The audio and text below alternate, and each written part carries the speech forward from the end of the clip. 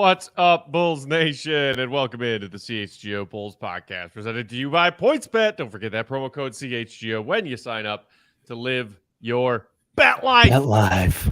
I'm Peck. You can follow me on Twitter at Bulls_Peck. My guy Big Dave is at BAWL Sports. Will, the Thrill, the GOAT, Gottlieb is at Won't Gottlieb on Twitter. We are CHGO_Bulls. We got our pal and our producer Joey running things behind the scenes. Big Dave, what did you just hold up to your camera? That's an album. A wonderful album. An incredible album. One of my all-time favorites. Will, we just became incredible friends. That's one of my favorites as well. No, too late. Me and Will are friends. Me and Will. This album is special. This is special. Since it came out, there are only maybe 5 albums I think are better than this. And I listen to a ton of music. There are only 5, I think, that are like on this level. This is the most complete shit ever. Every form of music in the history of the world is covered well on this fucking album right here. Get this. I was just about to say, in a discography full of just absolute hits, that one is at the very top. I'm sorry, what artist are we talking about here? I'm guessing Anderson .Paak. Yeah, I don't know who that is. Well, let me help Matt. Do yourself a favor. Have you heard of Silk Sonic? Have you heard of Bruno Mars? I've heard of Bruno Mars, yeah. Have you heard of Silk Sonic, the group that Bruno Mars is in? Kind of. Okay, the other person in that group is Anderson .Paak. I got you. Mm-hmm. Okay, just to tell you that, yeah, it's a bunch of songs he's been on with a bunch of artists that you know, but I'm not going to get into that.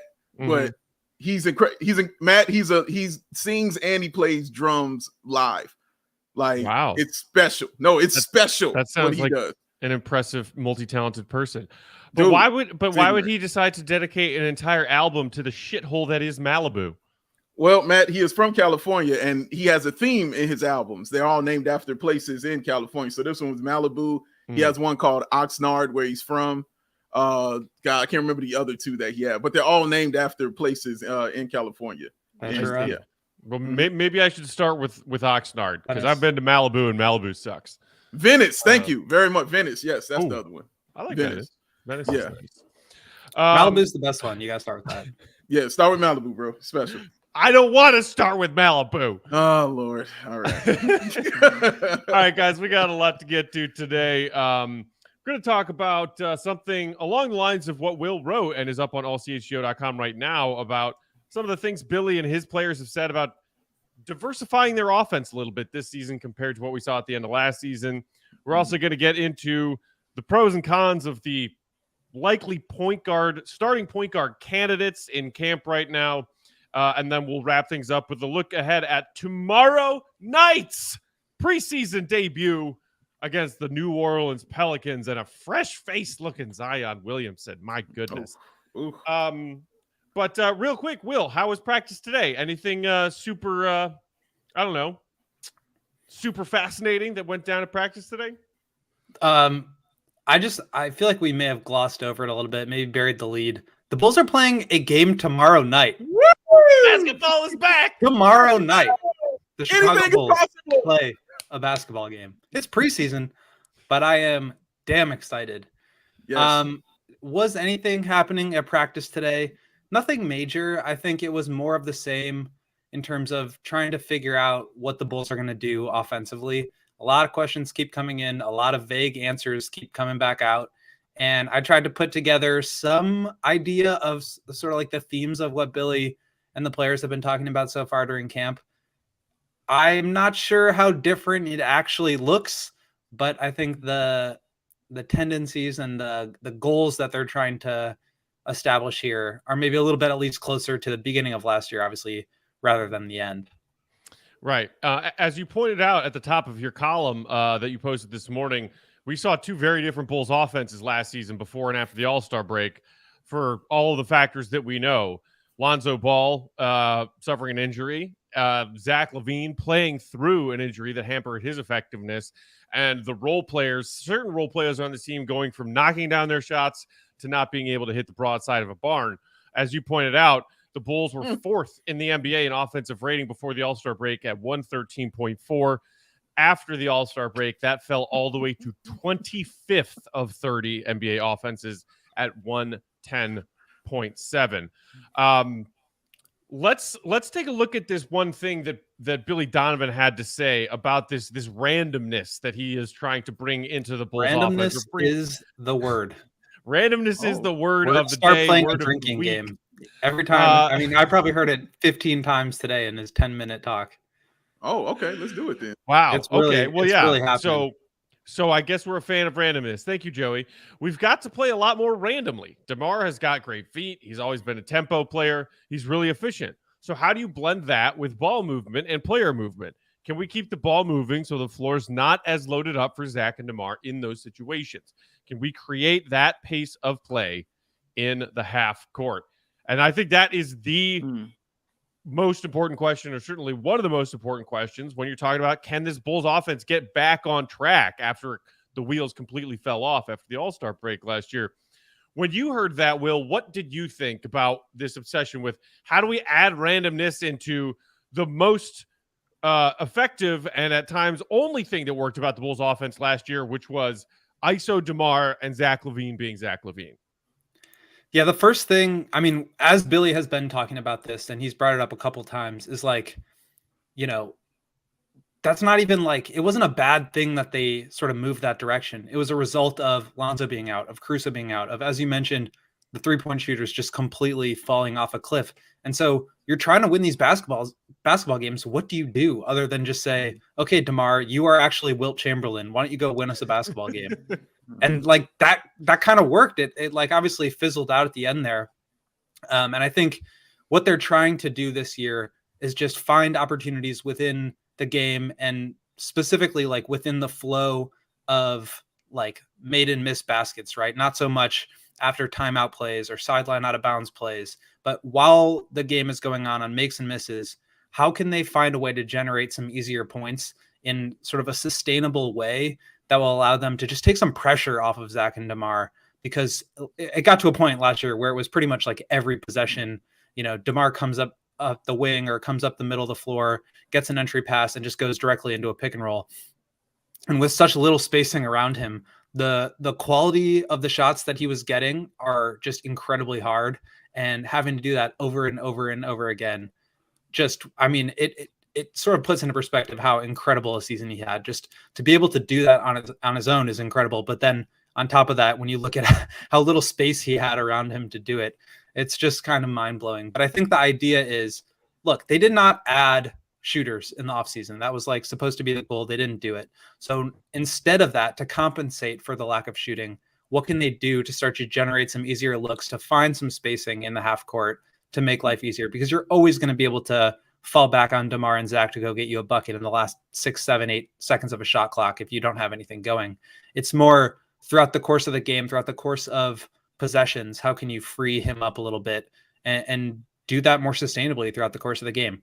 I'm not saying I believe it's going to happen, but I appreciate that, you know, they've established this as the problem that they're trying to solve, and they're trying to figure out ways to do it.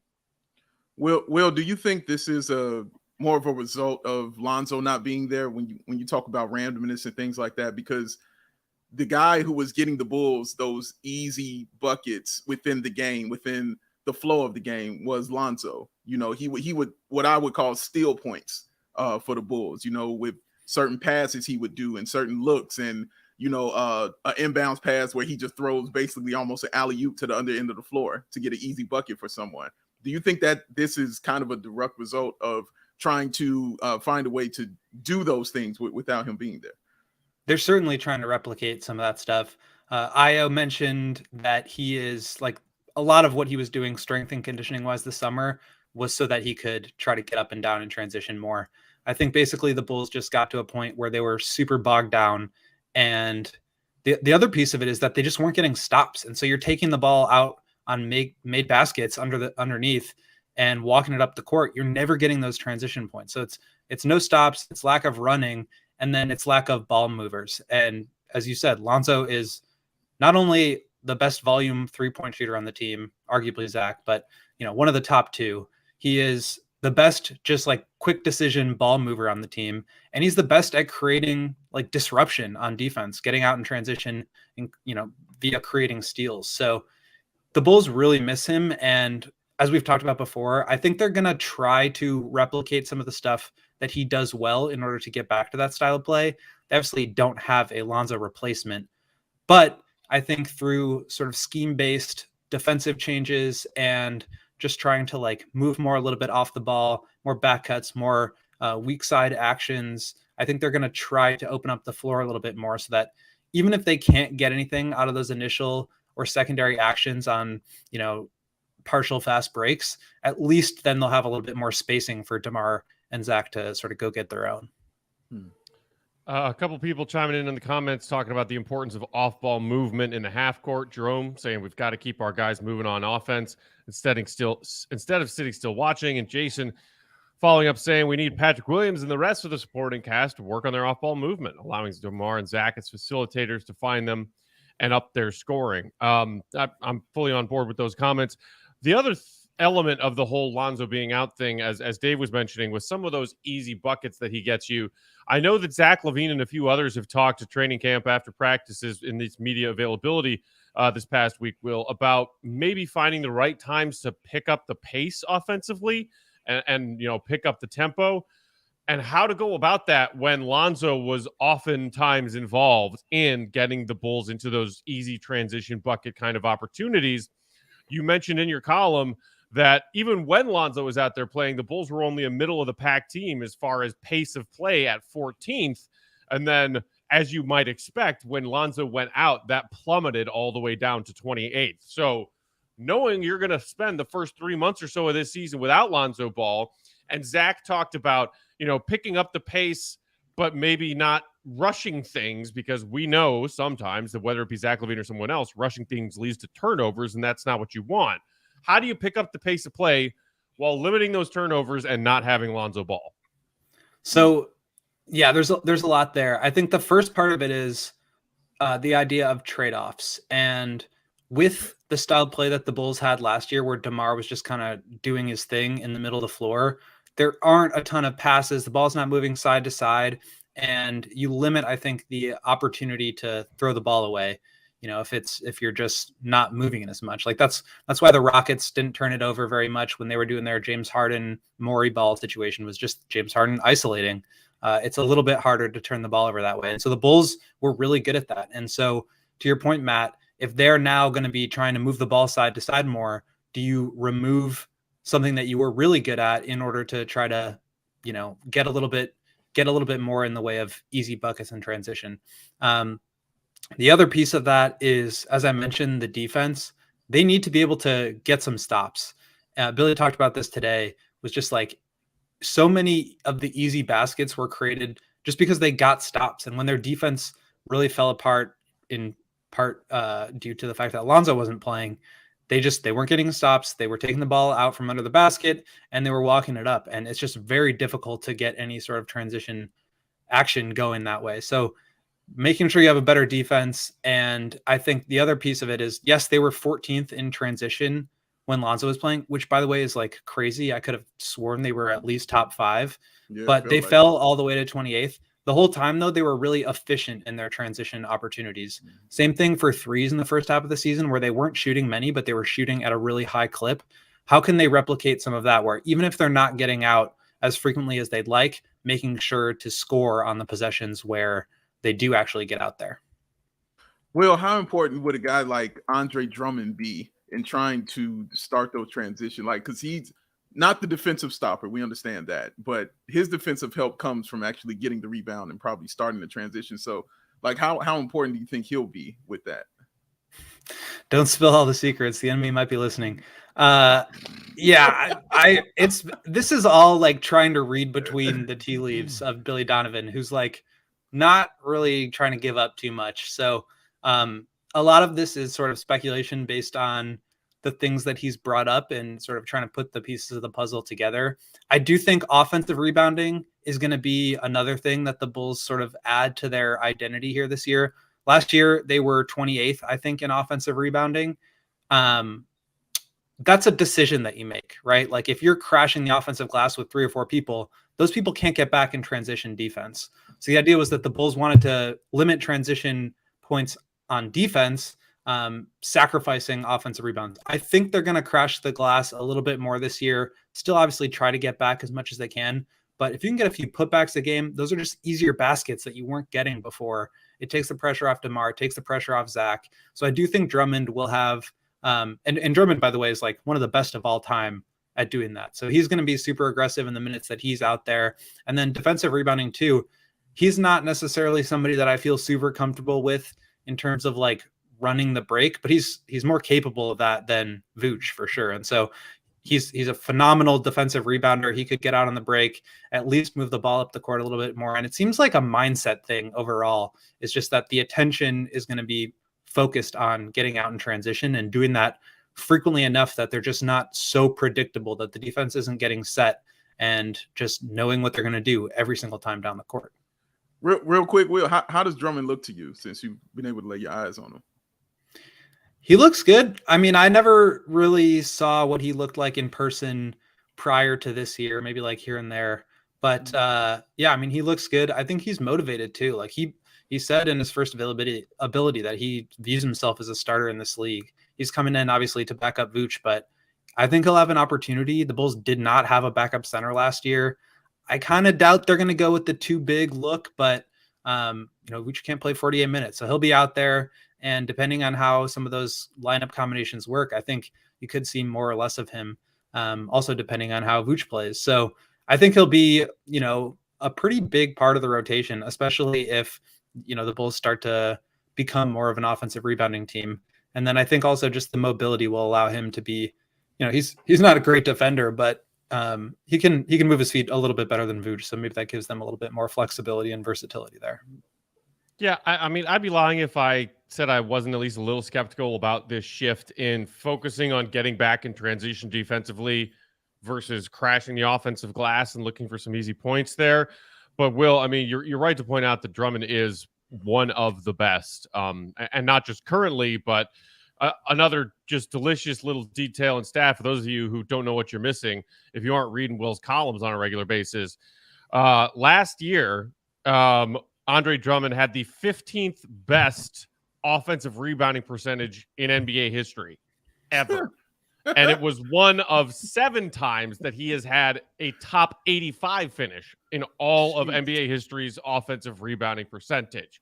Shout out to Will for digging out that stat. And even crazier was that was his second best offensive rebounding percentage of his entire career.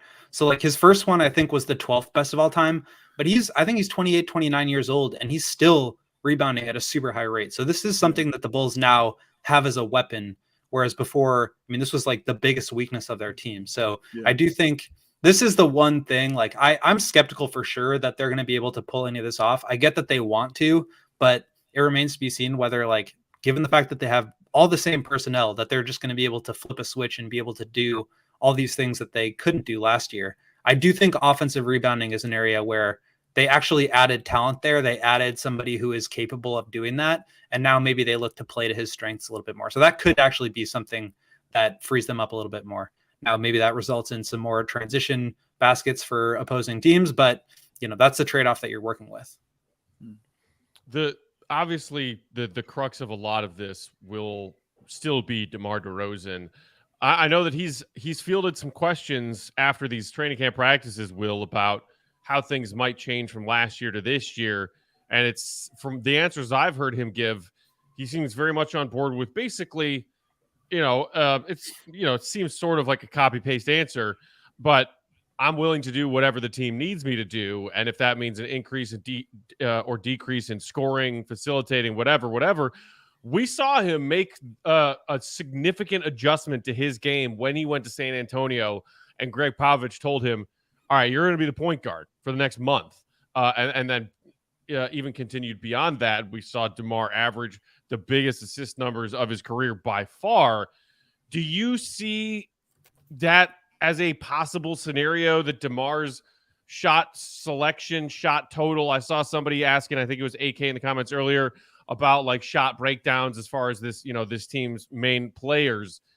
Do you think that DeMar maybe having 1 or 2 fewer ISO possessions and scoring fewer points and maybe looking to facilitate a little bit more so that Billy gets some of that randomness back in the offense is feasible and even likely? Yeah, I definitely think so. I mean, look, you have probably the best mid-range scoring threat in the league, maybe this side of like Kevin Durant, right? So you don't want to like remove that as part of your offense. The other thing is this is not Kevin Durant where he can stand on the wing and hit threes at a 45% clip. So you do have to be a little bit careful just with his limitations. I mean, as good as DeMar is, he is a limited player. He does not space the floor in a way like Zach LaVine, for example. And so you do kind of need to put the ball in his hands. But he was also, I mean, had a 32% usage last year, which was the second highest of his career, much higher than any of the 3 or 4 years prior. So I do think that probably goes down a little bit. But again, the idea here is not to necessarily take the ball out of his hands. It's just to create easier looks. So it may result in fewer shot attempts for him. It could also just result in the same amount of shots, but more easy baskets around him, whether it's backdoor cuts, whether it's, the ball swings side to side, and then, DeMar breaks down the defense. He swings it to the other side of the court, and now Zach's able to attack a closeout as opposed to just standing there and shooting a three. So I think it's less about, how many field goal attempts DeMar gets up and just like making life easier on him and the team as a whole. And that could result in fewer shots. I think it probably will, but I don't think it's going to be, he's taking 5 or 6 fewer shots per game. Just the idea is that some of the rest of the offense will come a little bit easier. Maybe instead of him shooting fewer shots, it's that the team is shooting more shots on the whole because they're playing faster. You're just like getting more possessions. Right. Yeah. So obviously another big part of this and what we see from the Bulls offense out of the gate will depend on who's their starting point guard, quote unquote, even if that person is not bringing the ball up every possession. We're going to talk about the likely candidates of that coming up next. But first, today's episode brought to you by those delicious, delicious products at Green Ridge Farm. I had me some sausages for dinner while I was watching Sunday Night Football last night. Made me so happy. Just capped off a perfect Sunday. Green Ridge Farm is a Chicago local meat and cheese company offering you a better all-natural option. Makers of all-natural deli meat sausages and their famous meat sticks. Perfect for tailgating, happy hour, school lunches, or food at home. These all-natural meat sticks are hardwood smoked for 8 hours with 16 grams of protein per meat stick. It makes for a perfect post-workout snack. If you haven't tried them yet, you don't know what you're missing. You could also get their delicious hot dogs and bratwurst in addition to these meat sticks. They're delicious because they're made from recipes generations in the making. And being all natural, they deliver a fresh and flavorful alternative at snack time. You can always find them in the refrigerated section at Costco, Sam's Club, or your local Chicagoland grocery store. And right now, when you order any 3 meat products at greenridgefarm.com and include a pack of meat sticks in your cart on that order, those meat sticks will be free, y'all. What? Free meat sticks. Free meat by stick. using that promo code CHGO at checkout. Again, that's promo code CHGO at greenridgefarm.com. Green Ridge Farm, simply natural meat. I like that. You know what, Matt? I agree with you. And guys, he ended his night right. But you know how he started his day correctly? Athletic Greens, dang it. That's how he kicked it off. Oh, yes, he did that. He had those 75 high-quality vitamins, minerals, whole food source, superfoods, the probiotics, and, of course, my sweet Lord in heaven, the adaptogens. All helped him start his day correctly. And it was that special blend of ingredients that supported his gut health, his nervous system, immune system, energy, recovery, focus, aging, all the things that you want to take care of. Costs less than $3 a day. It's cheaper than getting all those different supplements yourself. You're investing in that all-in-one nutritional insurance. It's vegan, dairy-free, gluten-free, contains less than 1 gram of sugar, no GMOs, no nasty chemicals or artificial anything. And it does all this while still tasting good. But don't take my word for it. Take the word of Curveball, Matt Peck. Take that man's word right there. He's taking the athletic greens. Take that, Matt. Tell him how it is. I see Adam in the comments not believing you when you said that that's how I started my day yesterday. It was. It's how I started my day on Saturday and Sunday and again today. I'm 3 days into trying this whole athletic green thing. And I got to say, it's still very early on in the process, but I'm liking the results so far. And I know that I'm doing something that's good for me. Yes. So, of course, I know that eases some of your concerns, Dave, because you always worry about my nutrients. Yes.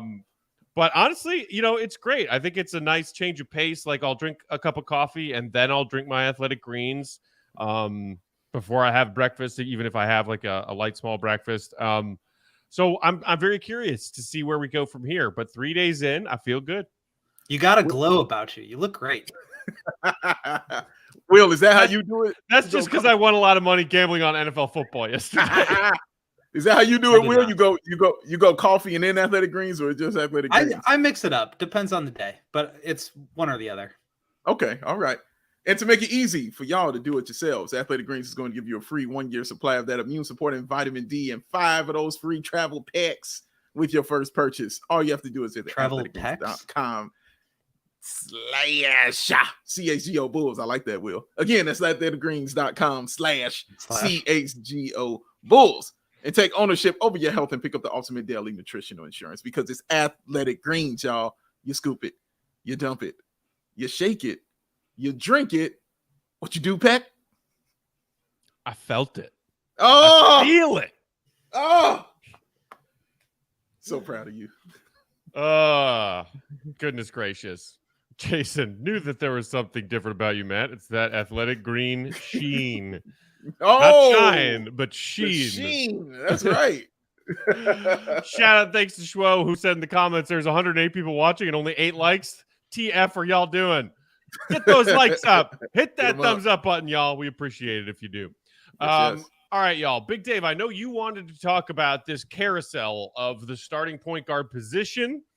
And Will, correct me if I'm wrong, but I believe I saw something today after practice where somebody, I think maybe Dragic, was asked what Billy has been doing so far in these practices as far as who's running as the starting point guard along with the rest of the starters.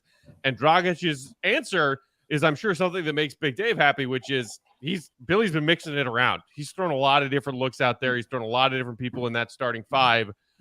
But Big Dave, you want to talk about the 3 key candidates for this job. Am I correct? This is correct. Thank you, Matthew. There are 3 excellent candidates to be starting point guard while Lonzo is out for the Chicago Bulls. There's a guy, Dragic. Of course, there's Ayo. And, of course, there is Caruso. No disrespect to Kobe White, but those guys are more suited for that position. So I kind of wanted just to get into them for a second and talk about their pros and their cons, what they can bring to the starting lineup, what them being out there could do, how it might hurt a little bit, what some of them have certain skills that the other one doesn't have. And yeah, we just kind of want to break that down and get into it and see what it looks like on the other side. Because I think all of them have actual, credibility to be the starting point guard for the Bulls. So we're going to do a little exercise here with the help from our wonderful friend and producer, Joey, behind the scenes. Joey! I went and looked up the per 100 possession stats of these 3 starting point guard candidates from last season. And I know, especially with Goran Dragic, it was a smaller sample size. I think he only played in like 20 or 25 games, something like that.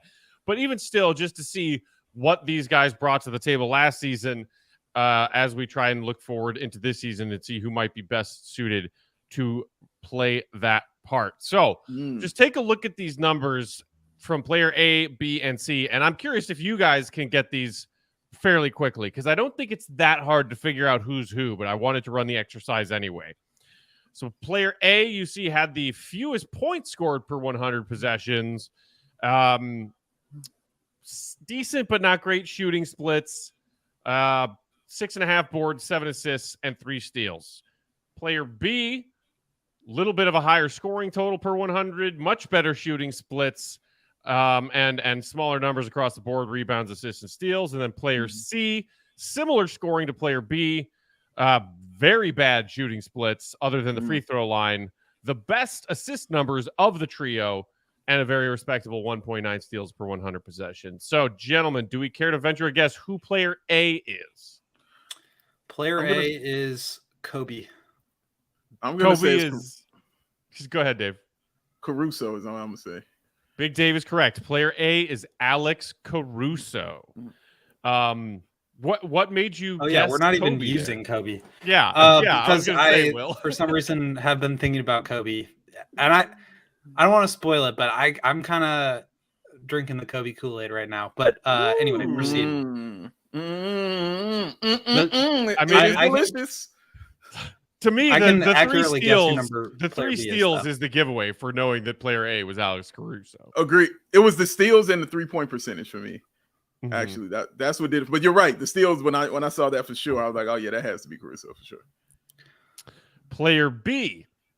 That one's gotta be Io, right? Can I redeem myself here? Yeah, gotta be Yes. Io. The 68% from the line is sticks out like a sore thumb. Yeah, Yeah. maybe I just kind of blanked that part out of my memory of Io's rookie year. I did not remember him shooting from the line that poorly. I was like, 68. Wow. Yeah, I didn't either. That didn't cross my mind until I just looked at it. I thought he was a little bit better than that. So hopefully, along with getting in shape, he has definitely been putting up those free throw shots. So yeah. Yeah. Joey, I told you, I know you were listening and watching back there, Joey. Emilio in the comments said he could tell that Io is player B because of the hair. Even in like the, pixelated silhouette, I thought you could notice, and I told Joey this when he showed me this graphic earlier today, you could notice like the Io top knot going on. Well, okay. I didn't realize we were narrowing it down to these three players. I thought it could be any three players, so it wasn't going to be so obvious. Now it's pretty obvious that yes, who is Io and which is Caruso. Their hair could not be any different, any more different. And then you see Goran Dragic there, player C. Those are his numbers for his small stint with the Brooklyn Nets last season. The thing to me that is just really gross, as we've talked, ad nauseum about this team's need for improvement and more volume of three-point shooting and not addressing it, is the fact that Dragic shot 25% behind the three-point line last year. Tough, and not man. He's not a guy who doesn't shoot threes. His volume was, I don't know, I would guess I would call it average for a guy who was just playing spot minutes as a veteran guard off the bench. 25%. Yeesh. Yeah, that's tough. As Fried Rice in the comments says, career 36%. So what the heck happened last year? Was it just that knee bothering him that much? Makes you wonder. Yeah, it's for me. It didn't give me I wasn't concerned too much because that's not the norm for him, like at all. Like to even shoot that bad poorly from there's three. There's such a big sample of him being a better shooter than that it doesn't really concern me. Whereas like Io's 37% came on super small volume, and so that one actually is, I would say, more concerning than Dragic's 25%, given the body of work. What do you think, Dave? No, I agree. That's what I was saying. Like his didn't concern me because I know the years and years and years he's been in this league. I've never known him to be that poor of a shooter. So it just didn't really concern me. I just chalked it up to just had an off year. Even when somebody's on a decline, you don't drop that hard.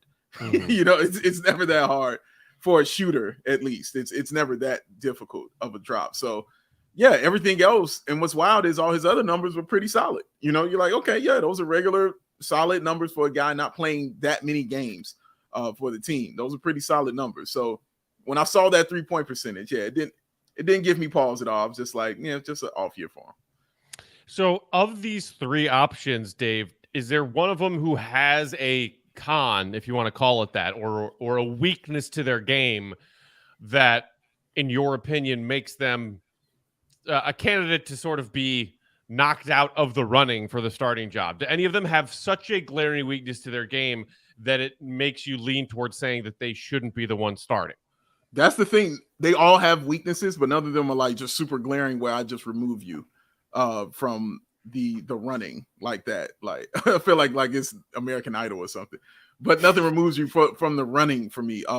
You are the weakest link. Goodbye. Right. Caruso, when you first think, I immediately think of the shooting.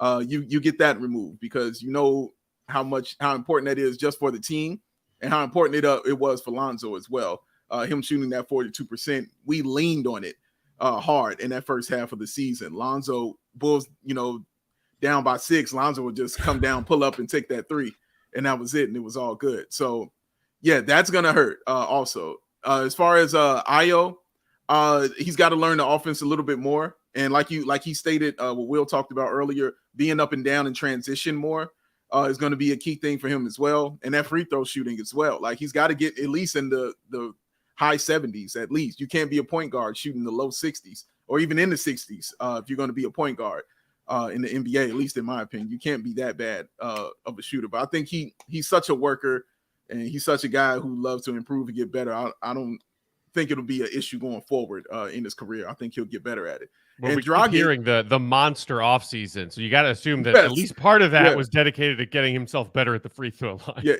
Yeah, he got some free throws up, man, in between, hammer curls and things like that. He got some free throws up for sure. And Dragic, his is just because he's new. His is definitely because he's brand new to this. He's learning another new offense. He's a veteran. I don't know what his minutes will look like. I don't know his conditioning. I'm sure he's in great conditioning shape and things like that. I just don't know it. So it's just more of an unknown with Dragic. And of course, his age, people are going to put that against him because they're going to say, oh, you're older. You can't run up and down with anybody anymore. So all those things are going to come into play for him. But all of those aren't, super ugly faults where I'm just like, you can't be in the running to be a starting point guard for this team this season. Yeah, Aren't we supposed to have continuity? Why is Dragic even in this conversation? Like, says the guy who rolls his eyes every time he says the word continuity. Well, that's what they're saying they want. I'm trying to hold them to it. I just don't think. First of all, the defense I think would really suffer. Dragic, I was looking into his defensive numbers last year. He actually was really solid according to EPM, but I just don't think the minutes sample size was big enough for us to actually know what he is. He's never been he's been part of good defensive units with the Heat and things like that, but I'm not sure it was ever because he was, so talented on his own. For me, I see him as more of an orchestrator. He likes to have the ball in his hands to run pick and roll. I'm not really sure where that fits into a group with DeMar, Zach, and Vooch. I think he can make plays for a guy like Vooch or something like that. But to me, it makes more sense for him to come off the bench and sort of run those second units, make sure Kobe White, make sure Patrick, make sure even Io to a certain extent are getting to the right spots, getting them up and down the floor. So I just don't really see that being a great fit unless it's going to be the Keith Bogans where he plays the first few minutes of a game and then he just kind of is out for the rest of the night. Io, I think is Bogans. Oh, that's not a besmirchment. That's just a fact. I really like Io. Obviously, I'm a huge Io fan. I wouldn't be upset with him starting at all. But I was talking about, creating disruption with the defense and that leading to transition points. He was a really low steals guy. Kind of surprisingly, did not force a lot of turnovers. I don't really see him, just given the low volume on threes, I don't really see him complementing DeMar and Vooch and Zach out there as well, because he's not somebody that's going to just fire away from three. If you put him and Patrick out there for 36 minutes a night, that's 4 threes per game, which is just not good enough. So to me, it's Caruso's the best player. Let's not overthink it. He's going to be in the closing lineups. I don't really care who starts. It's not that big of a deal to me. But, if you want to get the best player out there, if you want to give yourselves a chance at the start of the game to get yourselves in a good position defensively, Caruso's still a fine 3-point shooter, and at least he shoots more of them. He's a better ball mover. I just think he's the best player, kind of without a doubt. I think Io could really develop, and he has the most scope to grow out of anybody in this group. But right now, the Bulls can't be messing around. They got to win games, and I think Caruso gives them the best chance to do that. And just to say it to Laura Luway says Lonzo didn't have great free throw shooting either, to be fair. Yeah, but Lonzo shot 75% from the free throw line. That's what I said. I need you in the high 70s, at least be there if you're going to be a starting point guard for the team. You can't be in the 60s, man, or anywhere near that. And Lonzo was a poor free throw shooter coming in, but he was a poor 3-point shooter coming into the league. But he worked on and got both of those things up, man. So yeah, he's close to 70. I think he'll get better at it the more opportunities he gets. Yeah. Damon in the comments here saying, all I know is the point guard better be able to play defense because P. Will is the only player that can play reliable defense. And that's assuming, talking about starting 5 with the defensive, shall we say, shortcomings of Zach LaVine and DeMar DeRozan, this team's 2 all-stars. and also Vooch in his own right. Zach is solid defensively, damn it. I'm tired of that. Zach is solid defensively. Solid-ish. He is solid defensively. I'm with Will. If you're actually just asking yourself who is the best overall player of that three right now, it's Alex Caruso, and I don't think it's particularly close. So start him or not if you want to give Ayo the opportunity to develop with the responsibility, with a leadership position like that. And either way, as Will said, you're closing with Caruso, and you know that you're closing with Caruso. And we give go ahead. Sorry, I was just gonna change subjects. Go finish up your thought. Well, I was just gonna say the other interesting thing that I heard, was this from today's practice, Will, when Dragic was asked, who at camp has stood out to you, surprised you, positively. His answer was Ayo. Talking about the way that Ayo listens. The way that after listening, Ayo asks questions and then asks more questions. We heard a lot of similar stuff from DeMar DeRozan commenting on his rookie teammate last season. Dragic saying he has such a great talent and he's a positive kid. He really surprised me. So not to say that that's, Goran Dragic giving his vote for, hey, Ayo should start. But it seems like Ayo's turning a lot of heads during his offseason workouts and now into training camp, Will. Mm-hmm. I just wanted to give our guy KSHGO a shout out for the super chat. Yes, absolutely. We will do that very, very soon, but not until we hear from Big Dave and Pins and Aces. You know what? I did the Athletic Greens, and I was talking to Matt, and I forgot about the GOAT. The GOAT is used to being the guy that we speak to about all things Athletic Greens. But I know one thing. I feel pretty left out, Dave. I understand, man. No, I know you do, Will, because points bet, you can't live your bet life anymore like that. We don't have those in there. I mean, I understand, man. It's all right, Will, but it's hard out here. It's never hard enough, Will. Pins and Aces, sir, because you, whether you like it or not, are the best golfer on this show. So if you're going to be the best golfer, Will, that means you got to look the best when you're out there on that course, man. You got to have a fly polo. You got to have a right hat. You got to have a golf bag. You got to have your awesome beer sleeve because that's the only thing that's going to bring Matt out there. And the only place you get that is from Pins and Aces, the official golf apparel partner of CHGO. And you're going to get tons of compliments, not only on his game, but on the way that he looks. Because like I said, y'all, that beer sleeve helps you store 7 beers right inside that golf bag to keep those drinks cold the entire round. Wait, Will, are you a hat guy, Will? I don't think I've ever seen you with a hat. Are you a hat guy? Occasionally. Not really. Okay. The perfect mane. Maybe if I found a good one, then I would wear it. Maybe Pins and Aces has one for me. I'm sure you look more like a visor guy. I think they got a visor for you. Never been a visor guy, but I'm not opposed. I can see it. I see it in you, man. Trust him for somebody who wear hats all the time. He can rock the visor on the course, man. I promise you. After Matt Nagy, no one in Chicago is ever allowed to wear a visor ever again. So y'all check out pinsandaces.com and use the code CHGO to receive 15% off your order and get yourself some free shipping. That's pinsandaces.com. Because when you look good, you play good. When you play good, it's all good. How do you do it, Dave? How do you do it? I don't know. I seriously, I had the desire to actually hit a golf course just now for the first time in more than a decade because of Pins and Aces and how beautifully Dave read that ad. Okay, so before we dive into a little quick look at the Pelicans, their busy offseason, their biggest pieces coming into this season, we have to shout out Schwo in the super chat and thank you to him. Anybody out there watching, throw us some super chats today, tomorrow, whenever. We appreciate them. And make sure that you get your comment read on the air. Schwo said, did you see that report that listed Benny as the third highest paid mascot at $400,000? Rocky, the Nuggets mascot, came in at number 1 at $625,000. Harry in Atlanta, Harry the Hawk, I'm guessing is his name. Number 2 at $600,000. Thoughts? ? Career change? ? Harry the Hawk for what? Like, what did he do? Seriously. I know what Rocky do. I know Rocky. Everybody knows Rocky. If any Hawk mascot deserves that, it's Tommy Hawk, Chicago Blackhawks mascot. That's a fact.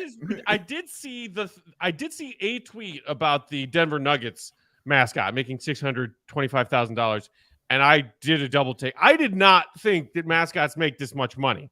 Hey, baby, it's a thing. And I also saw something about how there was a minimum that was like 1/10 of what the Nuggets are paying their mascots. So some mascots around the NBA make as little as like $60,000.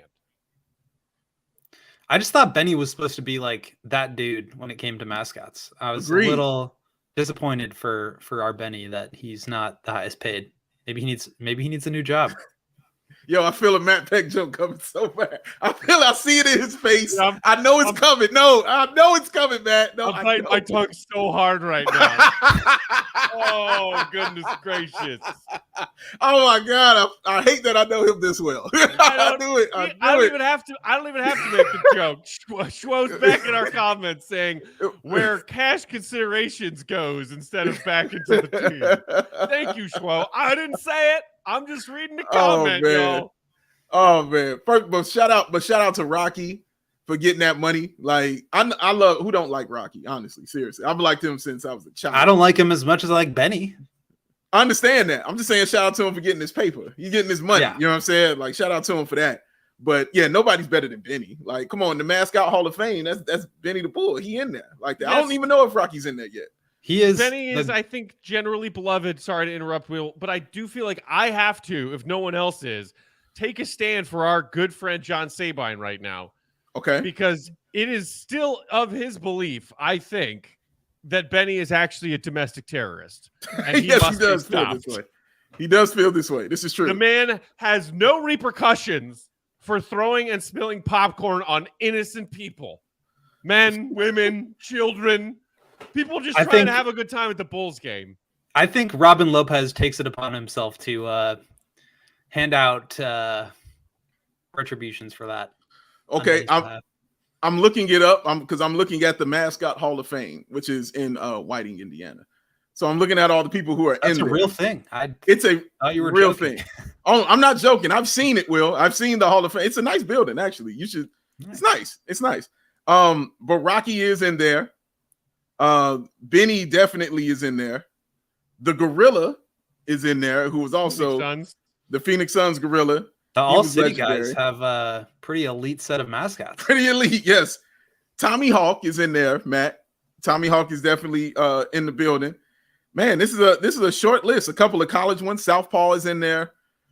Slugger, who is the Kansas City Royals mascot. The Philly Fanatic, of course. Has to be in there, of course. He has to be. The Utah Jazz Bear is also in. I forget about that bear sometimes, and the San Antonio Spurs mascot, the Coyote, is up in there as well, man. And here's a random one for you: Boomer from the Indiana Pacers. Why? I didn't even tell you what that looks like. That means because it's in Indiana. I miss is the old Warriors, like early 2000s Warriors mascot. I don't even know if I could like describe what it is, but he had like the Thunderbolt coming out of his head. It was just like a jacked dude. The Warrior. Oh yes. Oh God. Yeah, I know he had like glasses and stuff like that. Yeah. Yeah, I know just who you're talking about, man. Yeah, I liked him, man. He belongs in there. I don't remember that Pacers mascot. Me neither. To my understanding, watching the Winning Time documentary 30 for 30 film, I just assumed that the Pacers mascot was a racist white person. Well, it's the mascot I think it is. Yeah. So, you're right on. Shout out to Schwo one more time in the comments who said, I know Peck remembers the Bull scandal. That was a wild time in Chicago. Oh, mascot my history. God. And I know Lord. Big Dave does too. So for all you young Bulls fans out there who might not know, during the height of the Bulls dynasty in the late 90s, they had a second mascot that was like, hey, what if Benny had a friend? His name was Bull, and he was brown, and he looked like this, right? He was cool for me. He was a cool dude. I actually hung out with him one time when I was at a Bulls game in the late 90s. And then we found out why he was cool. Scandal, which was referring to, he was fired, the person underneath the costume, the guy playing Bull, because he was selling dime bags in the United Center parking lot. Big whoop. Everybody likes weed. Everybody needs weed. The man was providing for people back when weed wasn't legal yet. Bro, the mascot. For it? Come on. Because the mascot can't do that. That's what I'm saying, man. Like when a 10-year-old come running up, hey, the boy, how you doing? Hey, hold on, kid. Boy, say, what you want, 4? You need 4? Okay, I got you ready. All right, hey, kid, how you doing? This everything. You can't do that. You can't do that. All right, that can't. Well, I doubt he was selling in costume. I don't know, but for the purposes of this show and my entertainment, he was definitely in that costume selling. You know, he was walking around to people in that costume. Hey, man, you need something? Just, whispering to people. You know he was. You know he was saying it real on the low. How is you going to find that out? Somebody ratted on him. Somebody ratted on the bull, man. Like, somebody definitely ratted, bro. But you can't be out there like that. You just can't be. All right, dime bag to bull. Dime bag to bull. Man was just trying to make a little on the side because I guarantee you he wasn't making as much money as Benny the Bull. 6 figures for Benny, though. Shout out. Or I don't know. Maybe it was actually like a Lovable who also was working double duty as double and also triple duty to sell a little something on the side. Clutch the Bear. Clutch the Bear is also in the Mascot Hall of Fame. Who is the Rockets mascot? That bear, that awesome cool bear. Right. Yeah. Also in the Mascot. He's the one who had that little bit courtside with Emilia Clarke, like at the height of Game of Thrones' popularity, right? Yes, yeah, Matt. Yeah. Yes, absolutely. Thank you for that wonderful tangent, Schwo. That was fun. I hope that Benny the Bull is paid well, and I'm guessing that he is. I don't know if those numbers that were reported today are true, but that dude works hard. Shout out. All right, so with our remaining time, guys, let's take a look at these here New Orleans Pelicans that the Bulls are playing, once again, as Will pointed out, tomorrow night. Tomorrow. Biggest headline coming out of New Orleans is the transformation of Zion Williamson. Kind of, I think. People are freaking out about this. Joey, do we have this side-by-side picture that I sent you earlier today? That is not the picture I was talking about. Hey, when you come for the king, you better not miss, baby. That's what they told you. When you walk through the garden, you got to watch your back. Joey, a fool, man. Thank you. Okay. So at first, when people were freaking out about these Zion side-by-sides from last year's media day to this year's media day, I was like, it looks like the same dude. But then if you just look a little bit more closely, in his face, his arms are still buff, like professional athlete arms, but they're a little bit trimmer. And then where I really notice it is the tightness of his jersey. And you look at the picture on the left from last year, that I think he needs to size up in that picture. And then you see just a clean-fitting, normal-fitting jersey in the Zion on the right. What do you guys think about this transformation that Pels fans and NBA fans are freaking out about with Zion, a guy who, in his one mostly healthy season so far in the NBA, was an absolute force. A super force. Listen, if he was doing that, quote unquote, out of shape, then everybody's in trouble. And let me get that out he's not out of shape. All right. The dude is nowhere near out of shape. I don't care how he looked to y'all. That is not out of shape. All right. That might be out of basketball shape, but that ain't out of shape. All right. That dude is still cut up, and swole up for real, man. He definitely looks a little toner. I think and leaner. I think those are the words for it. But it doesn't make me more fearful of him. I was already he's super nice. You know what I'm saying? He already was super cold, Will. He was already destroying people out there. So great. He's in shape. So hopefully this helps with him being able to stay on the floor, and not having to deal with, lower body injuries and things like that. But as far as making him more talented or something like that, no, bro, that was already there. He's still super skilled and he's still going to be amazing. So, and I'm excited we are going to get to watch him. Yeah, for me, it was the injuries thing. It's just can he get to a weight where he's not putting so much extra force and pressure on his feet that it's costing him games? I hate it's kind of funny to say, hey, Io, how many pounds of muscle did you put on over the summer? I kind of hate asking players about their weight and their loss of weight or adding muscle or whatever it is, just because it's I get it's part of the thing of being a professional athlete is what kind of athlete you are. but Zion was still like one of the most athletic specimens we've ever seen. Right. And I just think now he's in a better position to have the durability and the longevity that I think has been really the only flaw in his game so far. I mean, the fact that this guy was able to get to the rim at such a high level and finish at such a high level makes him just such a, I mean, he's like one of the most fun players to watch, and he's incredibly explosive. I just think he's going to be awesome. I think people kind of forgot how good he was, and I cannot wait to watch him tomorrow night. He was in person. Yeah. Wow. And look, credit to Stan Van for doing that whole just point Zion thing where he was like, you know what? F it. This guy's the most talented guy I have. Go run my offense for large stretches. So wondering what we're going to see as far as Zion's usage is obviously, a big exciting question mark coming into the season. A lot of anticipation of having a healthy Zion back into this Pelicans team that, as stacked as the West is, people are saying like Pels might be like a sneaky team to just be like, you know what? Nah, like we're going to nab that 6th seed or whatever. As tough as it might be, tons of teams going to be fighting for those top 6 to avoid the play-in in the West. The Pels certainly look on paper like they have the talent to do it, especially if they have a healthy Zion. The other thing that they have is a newly re-signed CJ McCollum, an ace vet shooting guard in this league. That was the other big headline in New Orleans this summer. They signed McCollum to a 2-year, $64 million extension to keep him in New Orleans. And Joey, do we have this clip? CJ was doing a press conference. I think it was maybe New Orleans Media Day. And he was asked about all this young talent that this New Orleans team has as far as his decision to stick around. I think we have a lot of talent, a lot of young talent, a lot of draft picks, thanks to some guys that are no longer here. So I felt like it was just a good combination of a lot of things. It made sense. And I'm excited. I'm excited about the present and the future. I think. Oh, my goodness. I love that he uses his answer about why did you decide to sign that extension and what are you excited about to take a dig at Anthony Davis and the Lakers. Just, delicious. Heck of a shot at him, man. My God, from 3-point land, he came with that one. And also, Matt, they also just re-signed Larry Nance Jr. is also.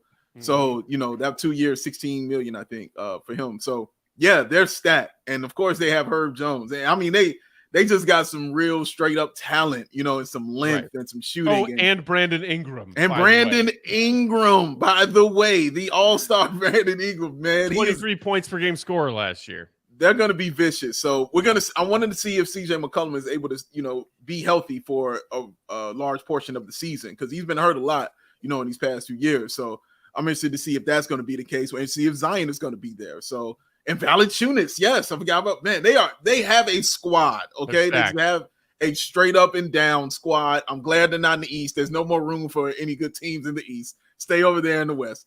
But yeah, they're going to be very, very fun to watch, man. I can't wait to see them play a team like Memphis. Like that's going to be a fun game. So I'm excited, man. The NBA, NBA, it's on the way.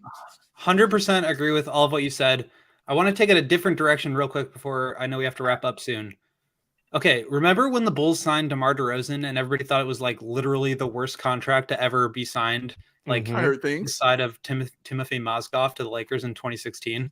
Okay, CJ McCollum got traded to the Pelicans for Josh Hart and some other stuff and a protected first-round pick, right? And then he signs an extension for 2 years, $64 million. So CJ McCollum, he's younger right now, but he is being paid basically 33, 35, 33, 30 through his age 34 seasons, which is like $5 to $7 million per year more than DeMar.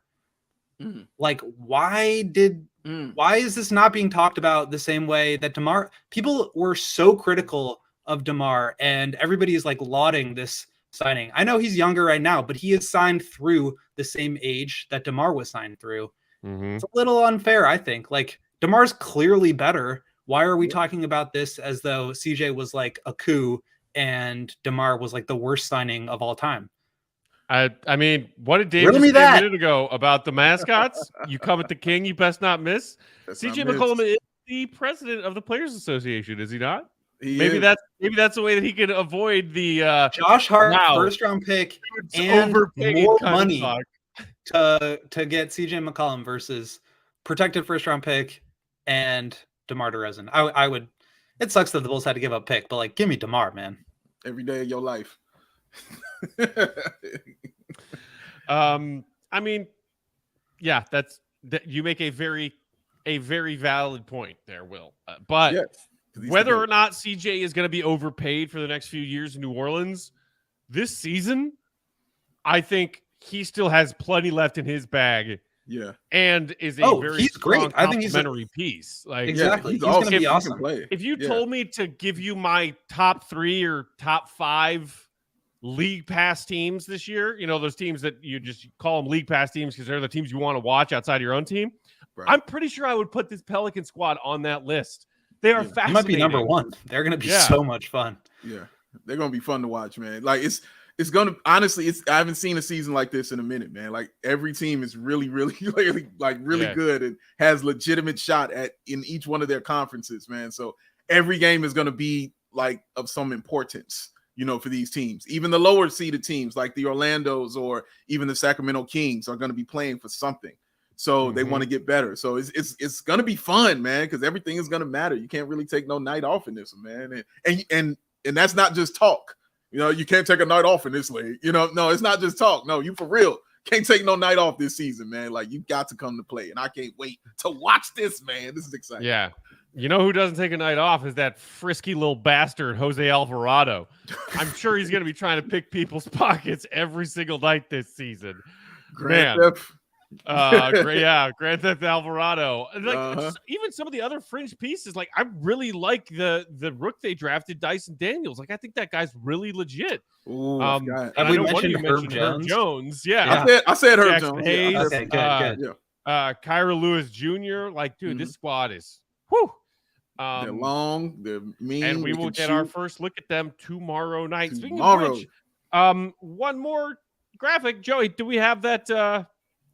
Bulls little announcement that Will tweeted out today as far as who the probable starters are going to be tomorrow night. There it is. Oh, Will did it. Oh, who is that down at the bottom? Who that is? It's Ayo. It's Ayo Dosunmu. As you see, it says at the top, they are the probable starters. So, Will, I know you just kind of threw this on Twitter like a grenade. That's exactly what I did. So you don't necessarily think this means Ayo's starting tomorrow night? I have no idea. I don't even think Billy does this. I think it's like a PR thing. So I'm sure. I mean, he could start, but I don't think this has any bearing on it. But I just thought it'd be fun to, because of how much people care about who's the starter. And as we've talked about before, I do not care about that at all.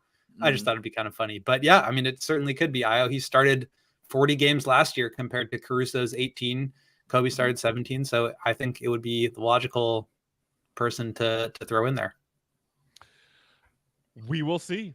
A little over 24 hours, we will see. For now, we are out of time. Thanks, everybody, for watching, for hanging out with us in the YouTube comments.